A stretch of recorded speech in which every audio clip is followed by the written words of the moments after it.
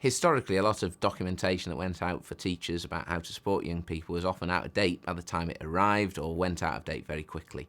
We were very keen to find something that was child-centred but also far more effective at supporting their needs at the time.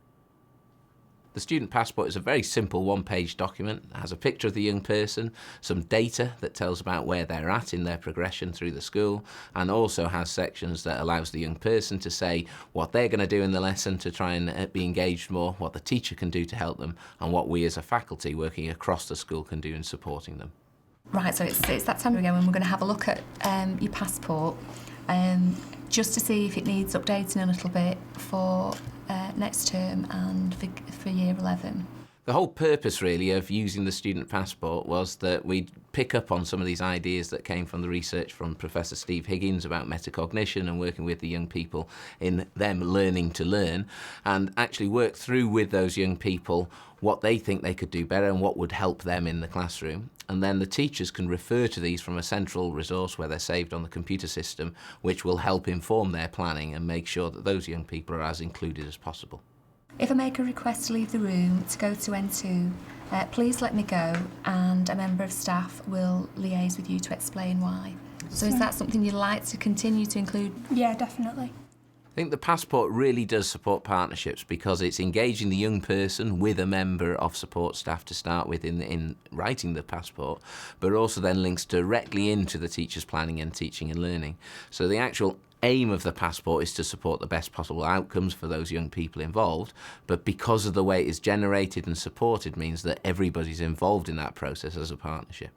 I can sometimes find it difficult to remember homework deadlines. Is that still something you'd like me to include on the Passport? Yes, please. I find myself doing it outside the classroom up against the wall. Is that down to organisation? Yeah, I should check my planner more. It's just I get home and I like to keep, school and home separate. So I get home, my bag goes in the cube and then it's gone. Okay. I think it makes a big difference using the Passport as far as other systems we've used because the learners are centrally involved in the process. And I think once you have the learners centrally involved and they're understanding their role within that, it's a really powerful process. Try not to panic when you find yourself in an unpredictable situation. It's fine now. It's at the beginning of the year that's the most problem. I was really worried about modern history, but I've got a friend there and you just you go, I don't want to do this, I don't want to do this, and they kind of push me into doing it. So we could take that out, and maybe this is where we could include a little bit that sometimes you find it a little bit difficult around the exam. Yeah. The stressful times of year now. Try not to panic when you hear about an exam. Okay. Even if it's not yours. For a student like Katie, she does have anxieties about interactions with adults and peers.